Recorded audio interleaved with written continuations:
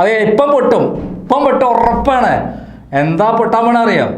രാഹുൽ മാങ്കൂട്ടൻ ബലാത്സംഗം ചെയ്തതിൻ്റെ ഞെട്ടിക്കുന്ന ദൃശ്യങ്ങൾ ഇപ്പം പുറപ്പെട്ടും. അങ്ങനെ ലോകം മുഴുവൻ പൊട്ടും. ഇതാ പൊട്ടാൻ പോകുന്നു. ഇതാ പ്രത്യക്ഷപ്പെട്ടിരിക്കുന്നു. ആര്? നമ്മുടെ ഒരു നടി തന്നെ പ്രത്യക്ഷപ്പെട്ടിരിക്കുന്നു. ഓസ്കാർ അവാർഡ് വരെ നേടാൻ പറ്റുന്ന ഒരു നടി പ്രത്യക്ഷപ്പെട്ടിരിക്കുകയാണ്. അവരെന്താണ് പറയുന്നത് നമുക്ക് നോക്കാം. ആദ്യത്തെ മെസ്സേജ് ചെയ്ത് എത്ര മാസം മുമ്പായിരുന്നു? 3.5 വർഷം മുമ്പ്. 3.5 വർഷം മുമ്പ്.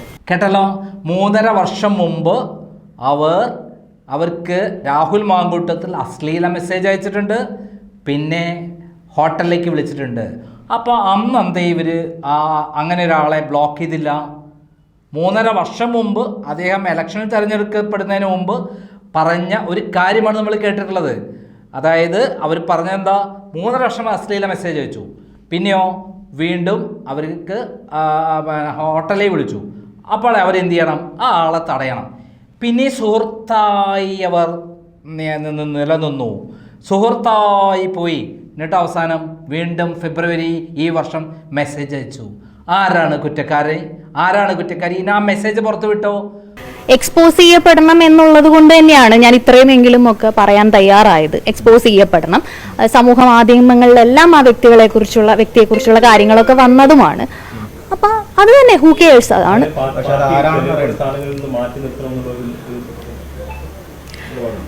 അങ്ങനെ ഒരു നിലപാട് എനിക്ക് ആദ്യം തന്നെ ഉണ്ടായിരുന്നു. ഞാൻ അതുകൊണ്ടാണ് അതിന് വേണ്ടിയിട്ടുള്ള രീതിയിൽ. കേട്ടല്ലോ, അവർക്ക് മെസ്സേജ് ഫെബ്രുവരി മാസത്തിൽ മെസ്സേജ് അയച്ചു. എൻ്റെ സുഹൃത്താണ് ഇപ്പോഴും. അയാളെ നന്നാക്കാൻ ശ്രമിച്ചു. ഇപ്പം നന്നാക്കിയിട്ട് അവർ പറഞ്ഞ കാര്യങ്ങൾ കേരളത്തിലെ എല്ലാ പത്രദൃശ്യ മാധ്യമങ്ങളും എന്താണ് ചെയ്തത്? വലിയ തുടർച്ചയായിട്ടുള്ള ബോംബുകളുമായി വരാൻ പോവാണ്. ആദ്യത്തെ ബോംബ് ആരെ തകർക്കാൻ വേണ്ടി? രാഹുൽ മാങ്കൂട്ടത്തിനെ പൂർണ്ണമായി തകർക്കാനുള്ള ബലാത്സംഗ വീരനാണ് അദ്ദേഹം. ഇതോടുകൂടി അറസ്റ്റിലാകും എന്നുള്ള തരത്തിൽ ഇവിടുത്തെ ആരാണിത് പ്രചരിപ്പിച്ചത്? ഇവിടുത്തെ പത്രദൃശ്യ മാധ്യമങ്ങളെല്ലാം വരിയായിട്ട് പ്രദർശിപ്പിച്ചു. രാവിലെ തൊട്ട് രാത്രി വരെ രാഹുൽ മാങ്കൂട്ടത്തിൻ്റെ കാമകളികൾ, രാഹുൽ മാങ്കൂട്ടത്തിൻ്റെ പീഡനകഥകൾ, രാഹുൽ മാങ്കൂട്ടം ബലാത്സംഗം നടത്തി, രാഹുൽ മാങ്കൂട്ടത്തൻ ഗർഭിണിയാക്കി, ഇത് 6 മാസമായി പ്രസവിക്കാൻ പോണു, ഇപ്പം പ്രസവിക്കും എന്ന് പറഞ്ഞിട്ട് വാർത്തകൾ പ്രസിദ്ധീകരിച്ചുകൊണ്ടിരുന്നു. നമുക്ക് ആദ്യം തന്നെ ഈ നടിയുടെ കാര്യം ഒന്ന് എടുക്കാം. ഈ നടി പറഞ്ഞ ഒരു ഇൻ്റർവ്യൂ ഉണ്ട്. അത് ഇപ്പം പൊട്ടും എന്ന് പറഞ്ഞാൽ ആദ്യം വന്ന ആരാ? നമ്മുടെ നടിയാണ് റീന ആർ ജോർജ്. ആരാണ് ഈ റീന ജോർജ്? ദേശാഭിമാനിയുടെ സബ് എഡിറ്റർ, ഇപ്പോഴത്തെ CPM-ൻ്റെ നേതാവ്, ഏരിയ സെക്രട്ടറിയുടെ മകൾ. പ്രശ്നവുമായി എത്തിയിരിക്കുന്നത് ഇയാളെപ്പോലെ വലിയൊരു കള്ളലാണ്. എന്നാൽ അതിനെക്കുറിച്ചിട്ട് ന്യൂസ് 18 ചാനൽ നടത്തിയൊരു ഇൻ്റർവ്യൂ കേൾക്കണ്ടേ? അതിൽ ഇപ്പം പൊട്ടും എന്ന് പറഞ്ഞിട്ടുള്ള ആ ഇപ്പം പൊട്ടും ഒന്നും കൂടി കേട്ടോക്കാം.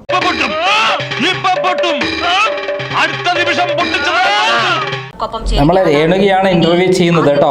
എന്തൊക്കെയാ പറയുന്നത് നോക്കാം. ഇപ്പം പൊട്ടാൻ പോവാണ്. വലിയ തെളിവുകൾ. ഒരുപാട് പ്രമുഖ നേതാക്കളും വലിയ നേതാക്കളുമായിട്ടൊക്കെ ബന്ധമുണ്ട്, പരിചയമുണ്ട്. ഇയാളെ കുറിച്ച് ഒരു മോശം വ്യക്തിയാണ് എന്ന ബോധം നേരത്തെ തന്നെ ഉണ്ടായിരുന്നു. ഇദ്ദേഹത്തെ കുറിച്ചാണ് രാഹുൽ മാങ്കൂട്ടത്തിനെ കുറിച്ച്. ഇദ്ദേഹം മോശമായ വ്യക്തിയാണ് നേരത്തെ തന്നെ ഉണ്ടായിരുന്നോ?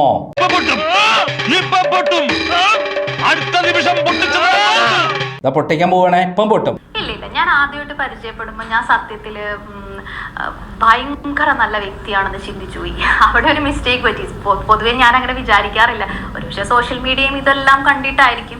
വളരെ നല്ല വ്യക്തിയാണ്. അല്ലെങ്കിൽ നമ്മൾ ഈ സൗഹൃദത്തിന് പോലും നിൽക്കില്ലല്ലോ. എനിക്കതിനകത്ത് താല്പര്യമില്ല. ഇത്തരം രീതിയിലേക്ക് കൊണ്ടുപോകാൻ ഞാൻ വിചാരിക്കുന്നത് നല്ലൊരു വ്യക്തിയാണ്, നമ്മളൊരു സുഹൃത്തായിട്ട് ഉണ്ടാവണം എന്നുള്ള ഒരു ചിന്താഗതിയിലാണ് സൗഹൃദമായത്. അല്ലാതെ ഇങ്ങനെ വിചാരിച്ചിട്ട് നമ്മൾ ഒരാളോട് സംസാരിക്കാൻ പോലും പോവില്ലല്ലോ. അതിന്റെ ആവശ്യം നമുക്കില്ലല്ലോ. ഇങ്ങനെ ഒരു ആവശ്യമില്ലല്ലോ. അയാൾ നല്ല ആളാണെന്ന് വിചാരിച്ചിട്ടാണ് ഇതായത്. പിന്നെ 3.5 വർഷം മുമ്പ് അദ്ദേഹത്തിന് ഒരു അശ്ലീല സന്ദേശം കിട്ടിയിരുന്നു. ആ അശ്ലീല സന്ദേശം കിട്ടിയപ്പം മോശമായ ആളാണെന്ന് ബോധ്യമായോ? അത് ബോധ്യമായി.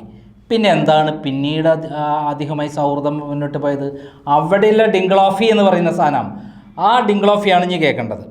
റിനിയെ പോലെ മോഡലിംഗ് ഒക്കെ ഒരു പാഷനായി കൊണ്ടു നടക്കുന്ന അഭിനേതാവാണ്.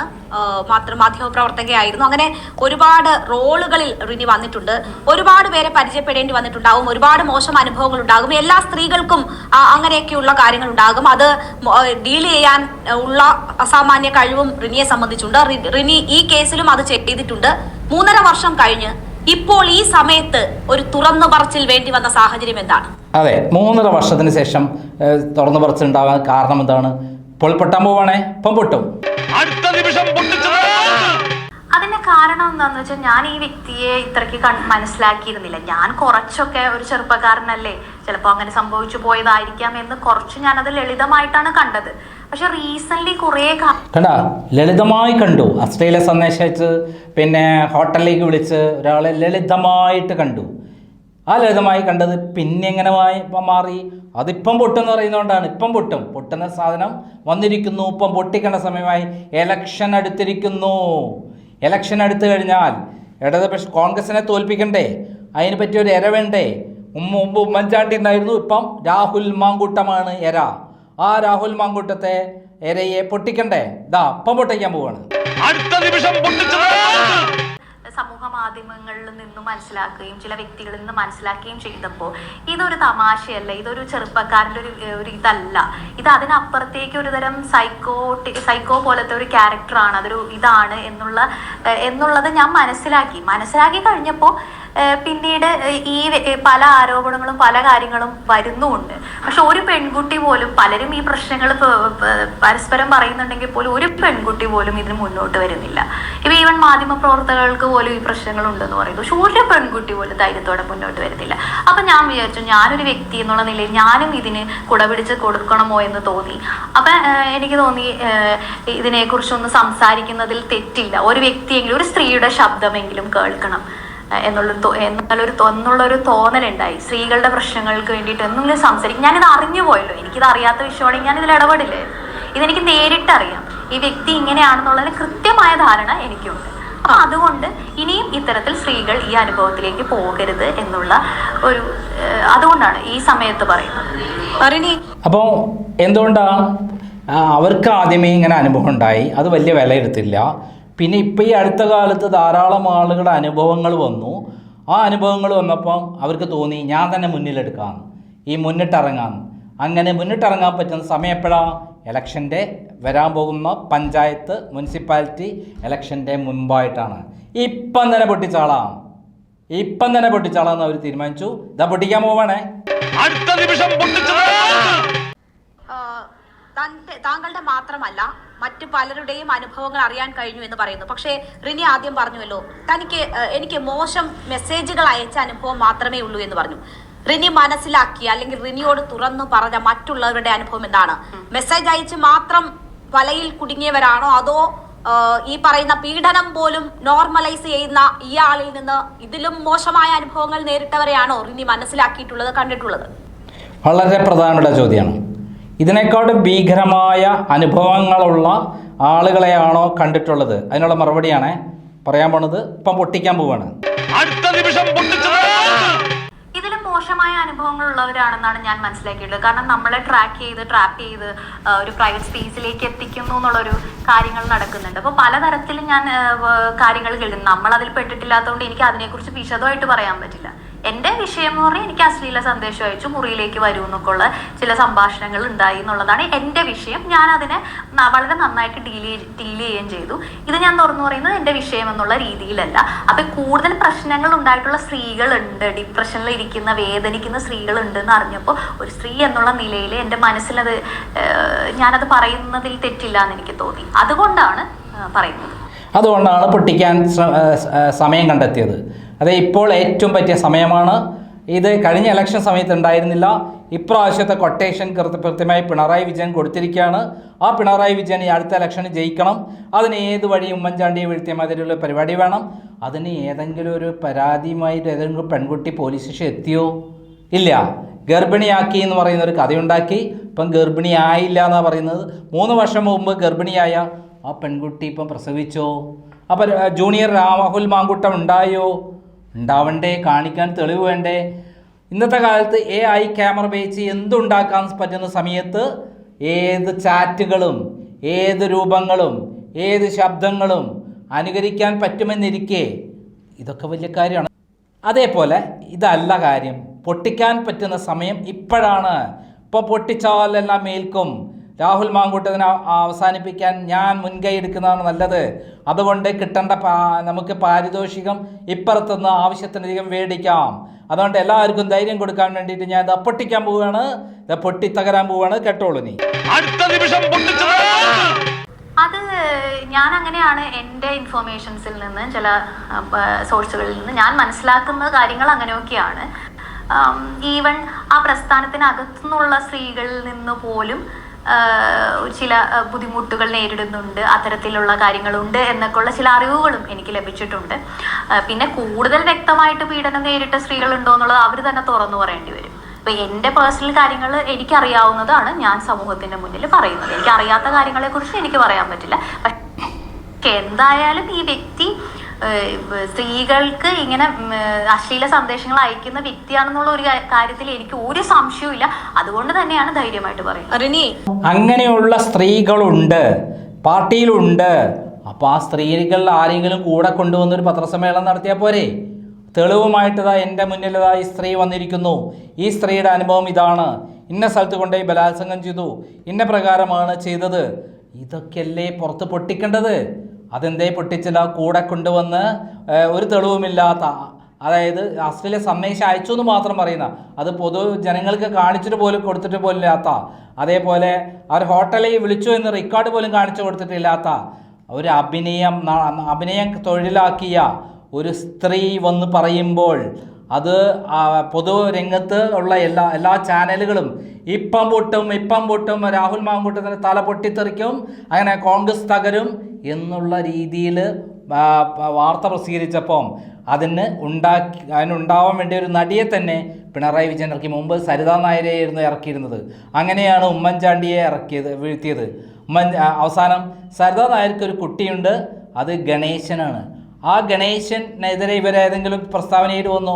ഈ നടി ഗണേശനെതിരെ ഒരു പ്രസ്താവനയിൽ വന്നു?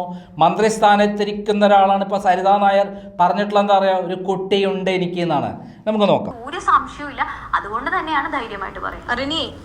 റിനി കഴിഞ്ഞ മണിക്കൂറിൽ ഏറ്റവും കൂടുതൽ അഭിമുഖീകരിച്ച ഒരു ചോദ്യം ആരാണ് അയാളുടെ പേരെന്താണ് എന്നതാണ്. പല തരത്തിൽ പല രീതിയിൽ മാധ്യമങ്ങൾ തുറന്നു ചോദിച്ചു. പക്ഷേ എന്തുകൊണ്ടാണ് ആ പേര് പറയാത്തത്? അതായത് നമ്മളിപ്പോൾ രാഹുൽ മാങ്കൂട്ടം എന്ന്, പക്ഷേ അതിൻ്റെ ഇര പറയണ്ടേ? ഇര പറയാൻ പോവുകയാണേ, ഇപ്പം പൊട്ടിക്കാൻ പോവുകയാണ്. അതാണ് ചോദ്യം. ആരാണ് അയാൾ? ഏതാണ് അയാൾ? എവിടെ വെച്ചാണ്? എപ്പോഴാണ്? എന്നാണ്? ഏത് കിടക്കയിൽ വെച്ചിട്ടാണ്? ഇതൊക്കെയല്ലേ പറയേണ്ട ബലാത്സംഗത്തിന്. നോക്കാം നമുക്ക് ആരാ പറയുന്നത് നോക്കാം. പേര് പറയാത്തതിന്റെ ഒരു കാരണം എന്ന് പറയുന്നത് ആ വ്യക്തിയിൽ ഒരു നവീകരണം, ഒരു ചേഞ്ച് ഉണ്ടാവണം എന്നുള്ളൊരു ചിന്ത. അതുകൂടാതെ ആ പ്രസ്ഥാനമായിട്ടും ഞാൻ വളരെ അടുത്ത് നിൽക്കുകയും അതിലെ പല നേതാക്കന്മാരുമായും വളരെ സൗഹൃദവും സ്നേഹവും ഉള്ളതുകൊണ്ട് അവർക്ക് വളരെ ബുദ്ധിമുട്ടുണ്ടാക്കുന്ന രീതിയിലേക്ക് ഇപ്പോൾ പോകുന്നില്ല എന്നുള്ളതാണ് എൻ്റെ തീരുമാനം. കണ്ട, ഇത്രയും വലിയ പത്രസമ്മേളനം നടത്തി ലോകത്തെ മുഴുവൻ അറിയിച്ചിട്ട് ഇപ്പം പൊട്ടിക്കുമെന്ന് പറഞ്ഞിട്ട് അയ്യോ പൊട്ടിയില്ല, ചീറ്റിപ്പോയി. അതാരെ പേരെന്ന് ഞാൻ പറയില്ല. ഞാൻ പറയില്ല. അതേ പലർക്കും വേദനിക്കില്ലേ, പലർക്കും അസ്വസ്ഥത ഉണ്ടാവില്ലേ. പിന്നെയോ കോൺഗ്രസ് പാർട്ടി അപ്പുറത്തുനിന്ന് കണ്ടീഷൻ എന്താ? പേരൊന്നും പറയണ്ട, തുടങ്ങി വെച്ചാൽ മതി. ഇപ്പുറത്തുള്ള പാരിതോഷികം അത്ര കിട്ടിയാൽ ഇപ്പുറത്ത് നന്നായി അഭിനയിക്കാം. ഓസ്കാർ അവാർഡ് കിട്ടാനുള്ള എല്ലാ യോഗ്യതയുള്ള ഒരാളാണ് ഞാൻ. ഇപ്പം ഞാൻ പറയുന്നത് പേരെന്താണ്? പേരയ്ക്ക.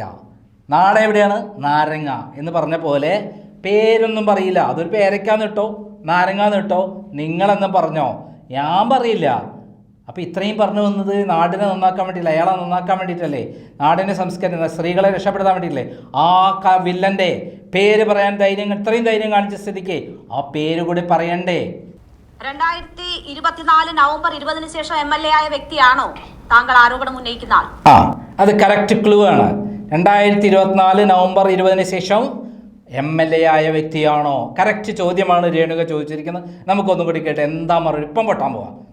ഇപ്പം പൊട്ടും, ഉറപ്പം പൊട്ടും. ഞാൻ അങ്ങനെ എടുത്തു പറയുന്നില്ല അതിനെക്കുറിച്ച്.